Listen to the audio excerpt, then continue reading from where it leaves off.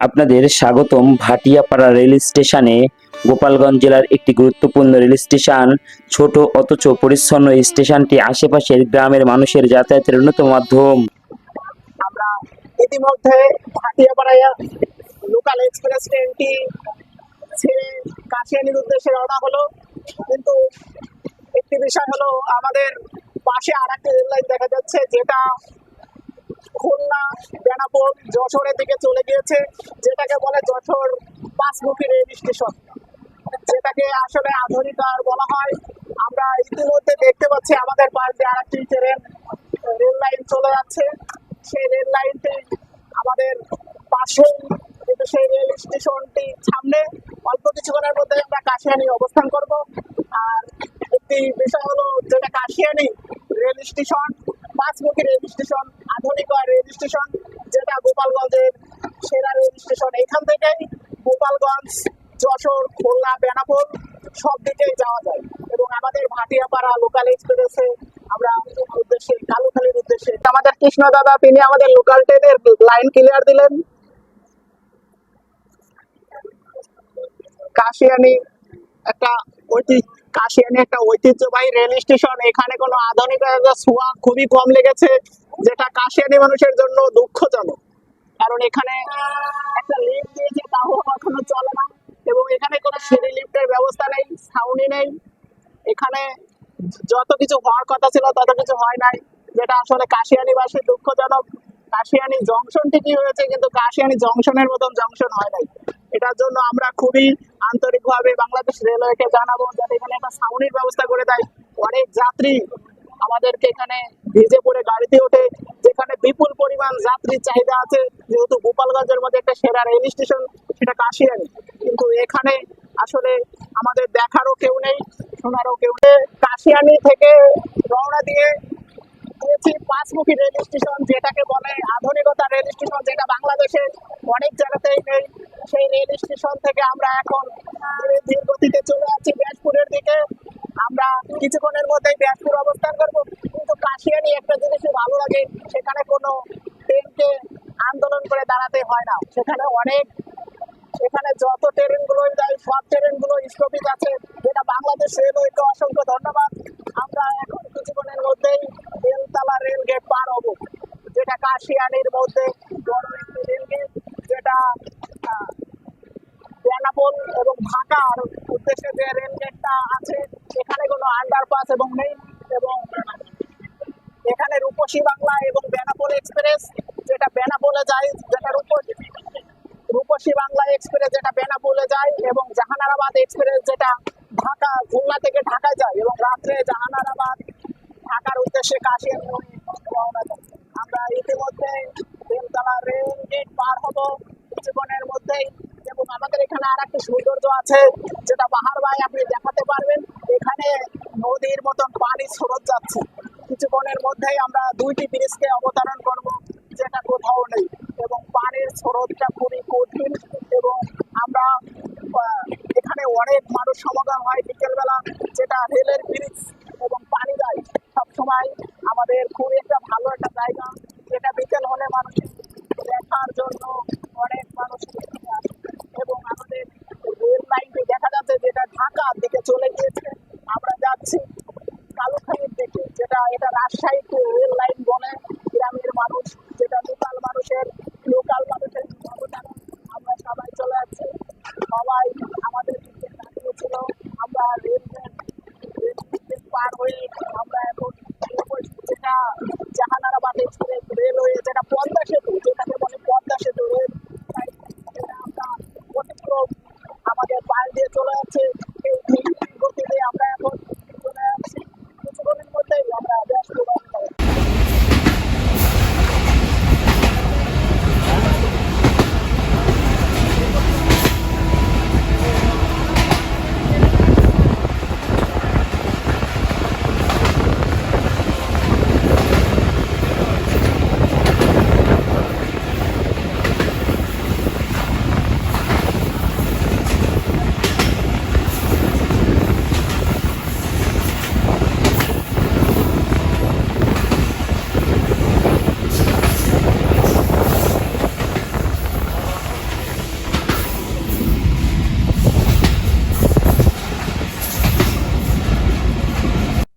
নীরব গ্রামীণ পরিবেশের মধ্যে দাঁড়িয়ে থাকা এই স্টেশন স্থানীয় মানুষের যাতায়াতের অন্যতম ভরসা।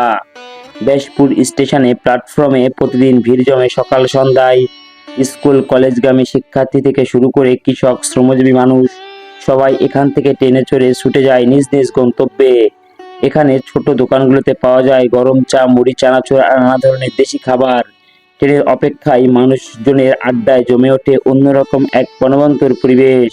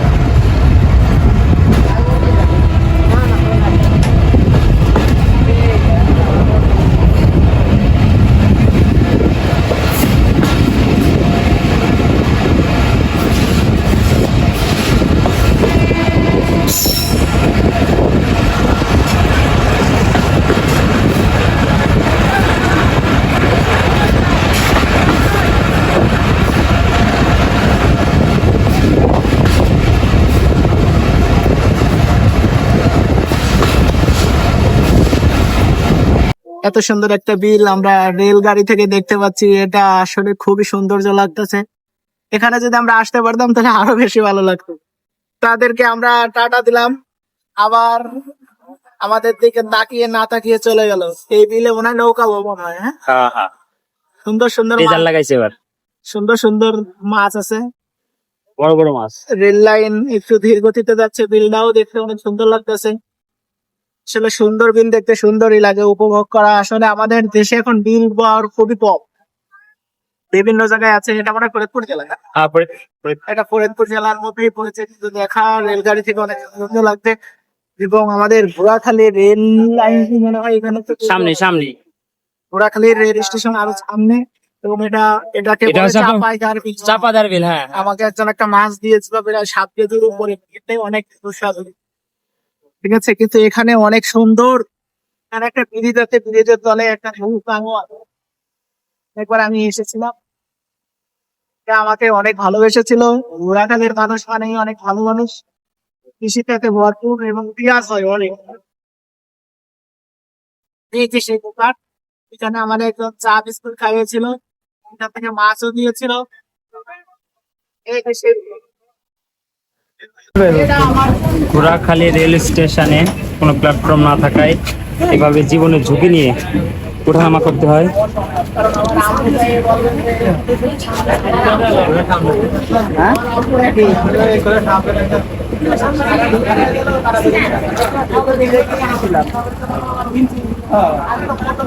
ঘোড়াখালী রেল স্টেশনে কোনো প্ল্যাটফর্ম নাই, এভাবে জীবনের ঝুঁকি নিয়ে মালামাল নিয়ে এভাবেই উঠতে হয়।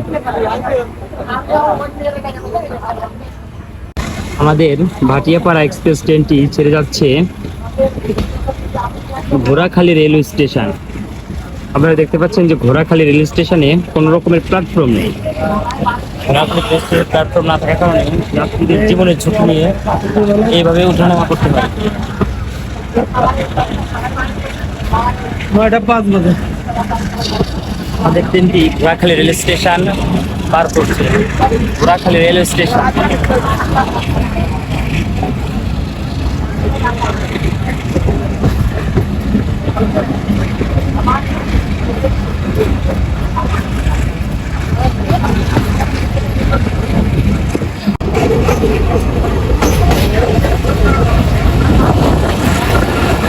আমাদের ট্রেনটি Ghorakhali rail station, Ghorakhali railway bridge পার করে মধুখালী, দলিয়াগ্রাম, বহরপুর, রামদিয়া, কালুখালী জংশন হয়ে, রাজবাড়ি হয়ে, ফরিদপুর হয়ে ভাঙার দিকে অগ্রসর হচ্ছে আমাদের ভাটিয়াপাড়া এক্সপ্রেস ট্রেনটি। আজকে বৃষ্টি নামার কারণে গাড়ির পরিবেশ অনেকটা চমৎকার সুন্দর।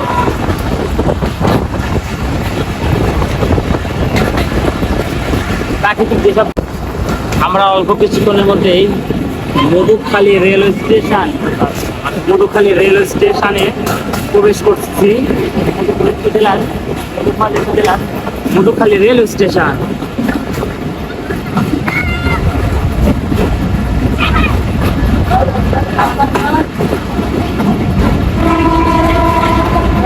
আমাদের ট্রেনটি শুরু হয়ে গেল, সামনেই মধুখালী রেলওয়ে স্টেশন।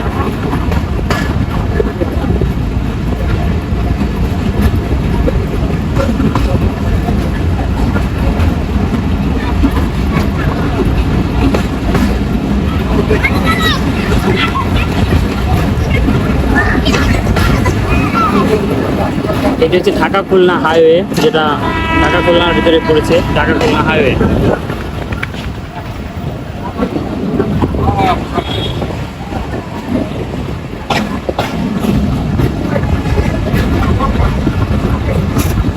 আমাদের ট্রেনটি কিছুক্ষণের মধ্যেই Madhukhali rail station, Madhukhali railway junction স্টেশনে ডিপার্চার নেবে।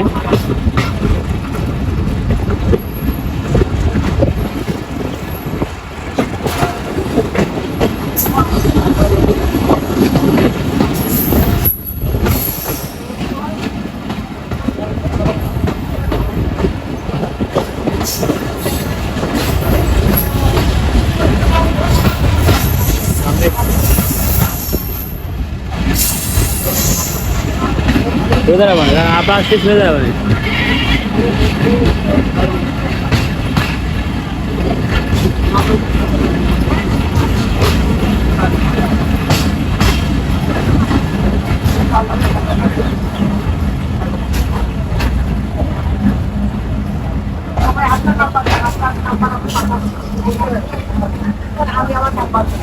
क्या जिल्लो आशीष नाम लगे ऑटो ऑटो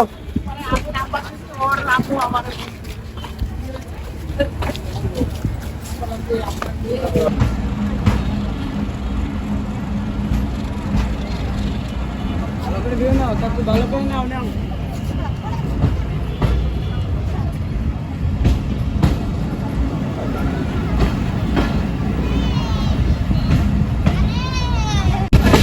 মধুখালী চিনির মিল, ফরিদপুর জেলার মধুখালী উপজেলার মধুখালী চিনির মিল।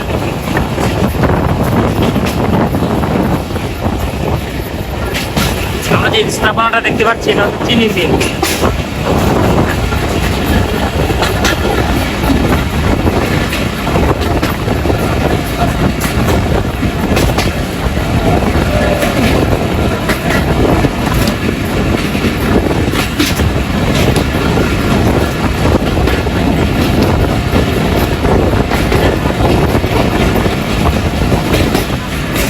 এই ফরিদপুর জেলার চিনির মিলের কারণে এই অঞ্চলের কৃষি প্রধান ফসল হচ্ছে আখ।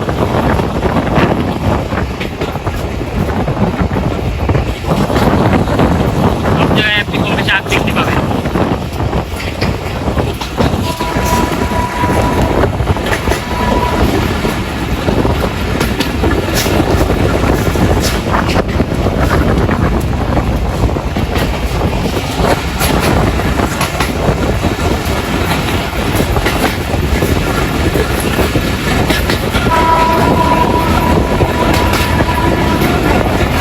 রেল যাত্রাটা আসলে অসাধারণ,